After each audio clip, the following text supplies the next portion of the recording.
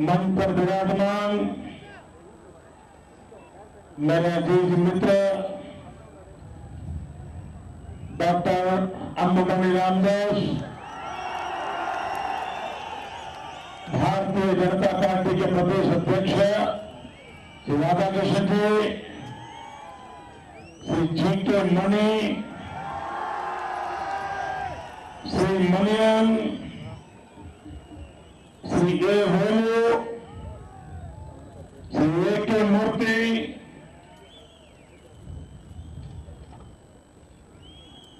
Shri AC. Shanmugam,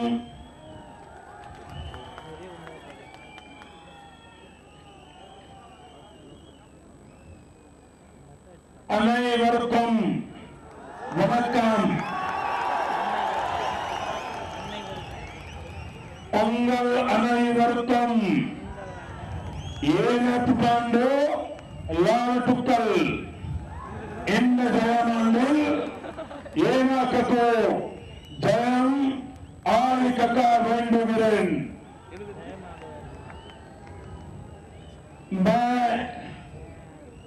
मोनावरी बेगम जी का आभारी हूं कि वो खास आज मेरे भाषण को आपको तमिल भाषा में ट्रांसलेट करने के लिए विशेष रूप से आज कृष्णगिरी आई हुई है।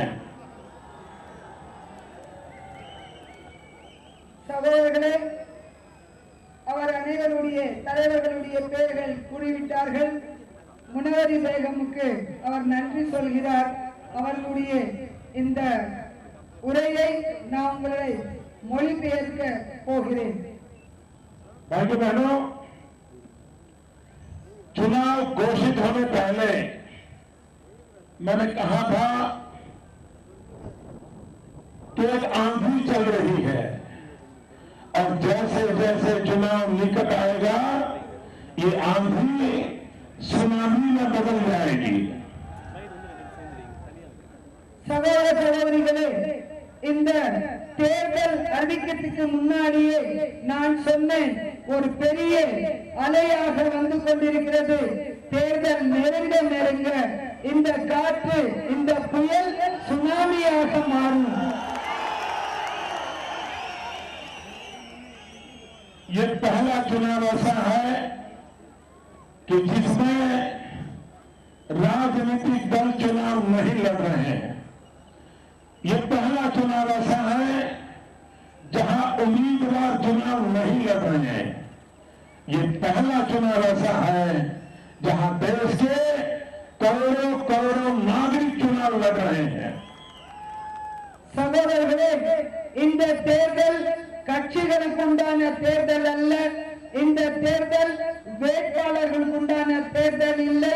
இந்த தேர்தலில் கோடிக்கணக்கான மக்கள் இந்த தேர்தலிலே போட்டியிட்டுக் கொண்டிருக்கிறார்கள். ये साफ है, मैं पूरे देश में भ्रमण कर रहा हूं, हिंदुस्तान के कोने कोने में गया हूं और मैं विश्वास से कहता हूं अभी दिल्ली में जो भ्रष्ट सरकार बैठी है वो एक दिन बचने वाली नहीं है। சகோதரர்களே, நான் இந்தியா பூர்வமாக அனைத்து மாநிலங்களுக்கு சுற்றுப்பயணம் செய்து கொண்டிருக்கிறேன். நான் நம்பிக்கையோடு சொல்கிறேன், दिल्ली இந்த ஆட்சி இனிமே நிலைக்காது. दिल्ली में बैठी हुई सरकार इस चुनाव में उसने अपने काम का हिसाब देना चाहिए, लेकिन एक कांग्रेस पार्टी और उसके सारे साथी दल, उनका इतना भयंकर अहंकार है कि वे जनता को अपने काम का हिसाब देने के लिए तैयार नहीं है। दिल्ली ஆண்டு கொண்டிருக்கக்கூடிய அரசாங்கம் அவர்கள் செய்த வேலைகளுக்காக கணக்கு கொடுக்க வேண்டும். ஆனால் दिल्लीல இருக்கக்கூடிய அந்த அரசாங்கம், அவர்களுடைய அந்த நிர்வாகிகள் மிகவும் கௌரவமாக நடந்து கொண்டிருக்கிறார்கள். அவர்கள் அதுக்கு கணக்கு சொல்வார்கள். उन्होंने वादा किया था कि सरकार बनाने के 100 दिन में वे महंगाई दूर करेंगे, लेकिन महंगाई दूर नहीं हुई। उन्होंने वादा किया था 10 करोड़ नौजवानों को रोजगार देंगे। जब अटल बिहारी वाजपेयी की सरकार थी, 6 साल सरकार रही, 6 करोड़ लोगों को रोजगार दिया। मैडम सोनिया जी की सरकार 10 साल से है, लेकिन 1.5 करोड़ लोगों को रोजगार नहीं दे पाए। அவர்கள் வாக்குறுதி கூறியிருந்தார்கள். அவர்கள் வந்த 100 நாட்களுக்குள்ளாக 10 கோடி இளைஞர்களுக்கு வேலை வாய்ப்பு அளிப்பார்கள் என்று சொல்லி நம்முடைய வாலு மகாத்மா அடல் பிஹாரி வாஜ்பாய் அவர்களுடைய ஆட்சி காலத்தில் 6 கோடி இளைஞர்களுக்கு நாங்கள் வேலை வாய்ப்பு கொடுத்தோம். ஆனா அவர்கள் 10 வருஷ காலத்தில் 1.5 கோடி இளைஞர்களுக்கும் வேலை வாய்ப்பு அளிக்கவில்லை. हम भाग्यशाली हैं कि हम दुनिया के सबसे नौजवान देश हैं। 70 करोड़ जनसंख्या 35 से नीचे की आयु की है। अगर देश का भविष्य बदलना है तो इन 70 करोड़ नौजवानों को रोजगार मिलना चाहिए, उनको रोजगार का अवसर मिलना चाहिए, उनको अपने सपने पूरे करने के लिए सरकार ने योजना बनानी चाहिए। நாம் மிக பாக்கியசாலி தேசத்தில் வாழ்ந்து கொண்டிருக்கிறோம். இந்த தேசத்தில் 70 கோடி இளைஞர்கள் இருக்கிறார்கள். அவர்களுக்கு வேலை வாய்ப்பு கொடுக்க வேண்டும், அவர்களுடைய கனவுகளை நினைவாக்க வேண்டும். तमिलनाडु का एक क्षेत्र औद्योगिक दृष्टि से विकास की संभावना वाला क्षेत्र है। मैं पूछना चाहता हूं, क्या तमिलनाडु के लोगों को बिजली मिलती है? சகோதரர்களே, தமிழ்நாடுடைய இந்த பகுதி மிகவும் முன்னேற்றமான பகுதியாக இருக்க வேண்டும். நான் கேட்கிறேன், என்ன தமிழ்நாட்டில் உள்ள அனைவருக்கும் மின்சாரம் கிடைக்கிறதா? भाइयों बहनों, मैं जब पहली बार गुजरात में मुख्यमंत्री बना तो लोग मेरे से एक ही मांग कर रहे थे। मुझे कहते थे, मोदी जी शाम को डिनर जब करते हैं तब तो कम से कम बिजली दो। बिजली नहीं मिलती थी मेरे यहां, लेकिन 3 साल के भीतर भीतर हमने ऐसा काम कर दिया, आज गुजरात में 24 घंटे 365 डेज बिजली मिलती है। சகோதரர்களே, நான் முதல் முறையாக குஜராத்துடைய முதலமைச்சராக பொறுப்பு எடுக்க வேண்டும். அந்த நேரத்தில் அங்கே இருக்கக்கூடிய மக்கள் எங்களிடத்தில் சொன்னார்கள், மோடிஜி ராத்திரி நேரத்தில் நாங்கள் சாப்பிடும் போதாவது எங்களுக்கு மின்சாரம் கொடுங்கள். நாங்கள் 3 வருஷங்களில் அந்த மாநிலத்தில் 24 மணி நேரம் 365 நாட்கள் மின்சாரத்தை கொடுத்துக் கொண்டிருக்கிறோம். आप मुझे बताइए, क्या तमिलनाडु की प्रगति करनी है तो बिजली मिलनी चाहिए कि नहीं मिलनी चाहिए? சகோதரர்களே, தாங்கள் சொல்ல வேண்டும், தமிழ்நாடு முன்னேற வேண்டும் என்று சொன்னால் இந்த நாட்டுக்கு மின்சாரம் வேண்டுமா வேண்டாமா? ये बिजली नहीं मिलती, जिम्मेदार कौन है? இந்த மின்சாரத்துக்கு கிடைக்காம இருக்கிறதுக்கு யார் காரணம்? भाइयों बहनों, हिंदुस्तान में 20,000 मेगावाट बिजली के कारखाने बंद पड़े हैं। क्यों? क्योंकि कोयला नहीं है। சகோதரர்களே, இந்தியாவில் 20,000 கோடி மெகாவாட் கரண்ட் இல்லாதனால நிறைய ஃபேக்டரிஸ் மூடி இருக்கிறார்கள், மின்சாரம் இல்லாத காரணத்தினால. இதுக்கு யார் காரணம்? और कोयला क्यों नहीं है? कोयला इसलिए नहीं है कि लोग कोयले की चोरी कर गए। ஏனென்றால் நிலக்கரி இல்லை. ஏன் நிலக்கரி இல்லை என்று சொன்னால் அந்த நிலக்கரியை கூட இவர்கள் திருடி விட்டார்கள். और सुप्रीम कोर्ट ने जब सुप्रीम कोर्ट ने डंडा मारा कि फाइल लाओ, कोयला गया कहां, तो कहते हैं फाइल खो गई है। சுப்ரீம் கோர்ட்டில் இந்த வழக்கு போகும்போது சுப்ரீம் கோர்ட் அங்கே கண்டனம் தெரிவிக்கும் போது கேட்டார்கள், எங்கே அந்த நிலக்கரியுடைய ஃபைல்? அப்போ இவர்கள் சொன்னார், அந்த ஃபைல் கூட தொலைந்து விட்டது. दिल्ली में बैठे हुए सेंसर, आपकी तो फाइल खो गई है, हिंदुस्तान की तो लाइफ खो गई है, लाइफ। दिल्ली உட்கார்ந்து இருக்கக்கூடிய அந்த ஃபைல், டெல்லியில் இருக்கக்கூடியவர்களுடைய ஃபைல், ஆனால் இந்தியாவுடைய வாழ்க்கையை தொலைந்து விட்டது. लाइफ खो गई है, மக்களுடைய வாழ்க்கையை தொலைந்து விட்டது. भाई बहनों, आप अपने घर में कभी भी कोयला ताले में नहीं रखते हो, घर के बाहर कोयला पड़ा रहता है।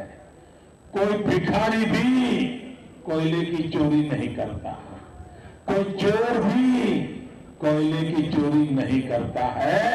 ये दिल्ली सरकार ने कोयले की भी चोरी कर दी, कोयले की भी चोरी कर दी। சகோதரர்களே, நாம் யாருமே அந்த நிலக்கரியை கொண்டு போய் பூட்டி வைக்கிறதில்லை. அந்த நிலக்கரி வீட்டுக்குள்ளார வைக்கிறதில்லை. நிலக்கரி கறி வெளியில தான் கிடக்கும். எந்த பிச்சைக்காரன் கூட அந்த கறியை வாங்க மாட்டான், எந்த திருடன் கூட அந்த கறியை தூக்கிட்டு போக மாட்டான். ஆனால் காங்கிரஸ்காரர்கள் அதையும் திருடி விட்டார்கள். अगर कांग्रेस का राज लंबे दिन चला तो हम लोगों को कोयला रखने के लिए बैंक में लॉकर खोलना पड़ेगा। சகோதரர்களே, இந்த காங்கிரஸ் ஆட்சி இன்னும் நீண்ட நாளாக நடக்கும் என்று சொன்னால் இந்த கரியை காப்பாற்றுவது கூட நாமல் எல்லாம் வங்கியிலே லாக்கர்ல அந்த கரியை கொண்டு போய் வைக்க வேண்டிய காலம் வரும். भाई बहनों, भारत के पास बहुत ही अच्छा समुद्री किनारा है। अटल बिहारी वाजपेयी की सरकार के समय एक सागरमाला योजना बनी थी। वो सागरमाला योजना से हिंदुस्तान के समुद्र के किनारे पर जो राज्य है उनका डेवलपमेंट, पोर्ट का डेवलपमेंट, एक पोर्ट की दूसरे पोर्ट के साथ कनेक्टिविटी, इसका भव्य योजना की थी। लेकिन दिल्ली की सरकार ने उसको चौपट कर दिया। சகோதரர்களே, பாரத தேசத்தில் மிக அருமையாக கடற்கரை இருக்கிறது. வாழும் மகாத்மா அடல் பிஹாரி வாஜ்பாய் அவர்களுடைய ஆட்சி காலத்தில் நதிகளை இணைத்தோம் அப்படின்னு ஒரு திட்டத்தை கொண்டு வந்தோம். ஆனால் அந்த திட்டம் வந்திருந்தால் பக்கத்தில் இருக்கக்கூடிய அனைத்து மாநிலங்களுக்கு நன்மை கிடைத்திருக்கும். ஆனால் காங்கிரஸ் அரசாங்கம் அந்த திட்டத்தையும் பால் செய்து விட்டது. इतना ही नहीं, फिशरमैन के लिए जो चिंता करनी चाहिए वो काम भी ये दिल्ली सरकार ने नहीं किया। फिशरमैन அது மட்டும் இல்ல சகோதரர்களே, நம்மளுடைய மீனவர்களுக்காக நாம் என்ன செய்ய வேண்டுமோ அது கூட இந்த காங்கிரஸ் அரசாங்கம் செய்யவில்லை. मेरे गुजरात में आज से 6-7 साल पहले पीने का पानी, ड्रिंकिंग वाटर का बहुत ही ट्रबल था। 9,000 विलेजेज में जब तक टैंकर नहीं आता था, पीने का पानी नहीं मिलता था। लोग पानी के बिना जीने के लिए मजबूर होते थे। हमने मन में ठान ली, हम लोगों को पीने का पानी देंगे, ड्रिंकिंग वाटर पहुंचाएंगे। சகோதரரே, எங்களுடைய குஜராத்தில் குடிநீர் மிகவும் கஷ்டமாக இருந்தது. ஒவ்வொரு ஏரியாவிலுமே கிட்டத்தட்ட 9,000 டேங்கர் குடிநீர் கொண்டு வர வேண்டியதாக இருந்தது. ஆனால் நாங்கள் உறுதி ஏற்போம், இந்த மக்களுக்கு அருமையான குடிநீர் நாங்கள் கொடுப்போம். हमने दुनिया की सबसे लंबी, the longest pipeline of the world वो डाला और नर्मदा का पानी मध्य प्रदेश से उठाया। 9,000 विलेजेज में पीने का शुद्ध पानी 5 साल के भीतर भीतर पहुंचा दिया। சகோதரர்களே, எங்களுடைய மாநிலத்தில் உலகத்திலேயே மிக நீளமான பைப்லைன் அமைத்தோம். நர்மதா நதியிலிருந்து மத்திய பிரதேசிலிருந்து 5 வருஷங்களுக்குள்ளாரையே எங்கள் குஜராத்தில் குடிநீர் பிரச்சனையை தீர்த்து விட்டோம். और पाइप की साइज क्या है मालूम है? 9,000 विलेजेज में पीने का पानी जाता है और पाइप की साइज मालूम है? पाइप की साइज इतनी बड़ी है कि यूपीए के सारे नेता and recounting minister with his family Maruti car में बैठ करके पाइपलाइन में मारुति कार चला सकते हैं। சகோதரர்களே, 9,000 கிராமங்களுக்கு நாங்கள் குடிநீர் கொடுத்திருக்கோம். அது மட்டும் இல்லை, அந்த குடிநீருடைய அந்த பைப்புடைய சைஸ் எப்படி இருக்கு தெரியுமா? யூபியில இருக்கக்கூடிய அனைத்து தலைவர்கள் மாருதி காருக்குள்ளார உட்கார்ந்து கொண்டு அந்த பைப் லைன்ல பயணம் செய்யலாம். भाइयों बहनों, अगर लोगों के सुख की चिंता करनी है तो पानी भी पहुंच सकता है, बिजली भी मिल सकती है, नौजवान को रोजगार भी मिल सकता है। लेकिन इन सरकारों को कुछ भी नहीं करना है और इसके लिए कृष्णागिरी को भी पीने का पानी नहीं मिल रहा है। சகோதரர்களே, மக்களுக்கு நல்லது செய்ய வேண்டும் என்று சொன்னால் குடிநீர், மின்சாரம், இளைஞர்களுக்கு வேலை வாய்ப்பு கொடுக்கணும் என்று சொன்னால் கொடுக்க முடியும்.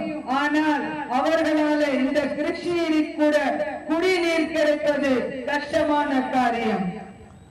भाइयों बहनों, तमिलनाडु में शिप सिस्टम चलती है। Every 5 year there is a ship system. 5 year DMK, 5 year AIADMK, 5 year DMK, 5 year AIADMK. DMK will come into the power, they will try to harass AIDMK. AIDMK will come to the power, they will try to harass DMK. They are busy with harassing each other. We want to serve the people, and now this third front has emerged in Tamil Nadu, and I am sure we will fulfill all your desires. சகோதரர்களே, தமிழ்நாட்டில் shift சிஸ்டமில் தான் ஆட்சிகள் மாறிக்கொண்டிருக்கிறது. 5 ஆண்டு காலம் திமுகவும், அடுத்த 5 ஆண்டு காலம் அதிமுகவும் மாறி மாறி ஆட்சிக்கு வந்தாலும் அவர்கள் வந்தா இவர்களை திட்டுவார்கள், இவர்கள் வந்தா அவர்களை திட்டுவார்கள். ஆனால் இன்றைக்கு இங்கே அமைந்திருக்கக்கூடிய இந்த கூட்டணி வெற்றி கூட்டணி இந்த நாட்டுடைய மக்களுக்கு அனைத்து விதமான நன்மைகளை செய்யக்கூடிய ஒரு கூட்டணி.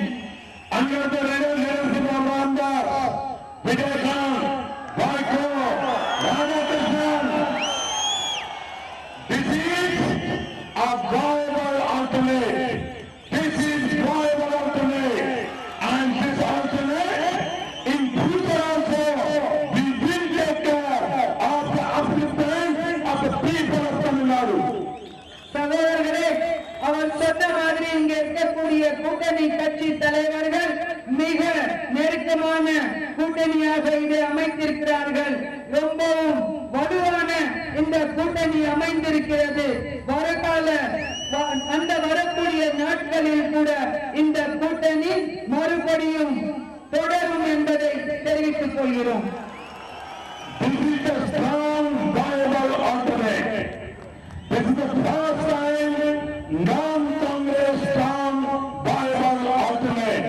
So I request the people of Tamil Nadu to give a thumbing majority to this alliance and make a strong government in Delhi.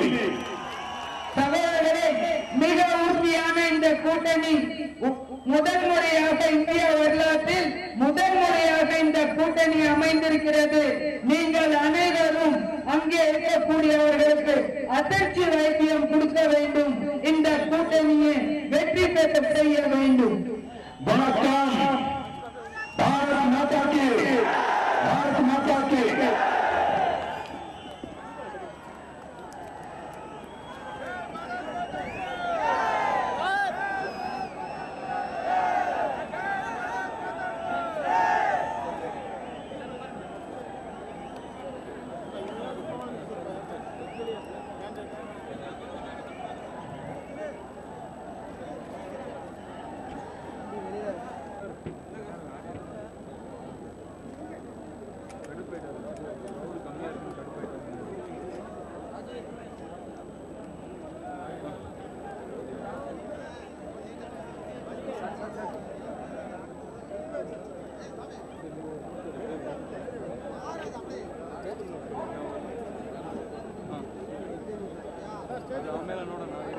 Ah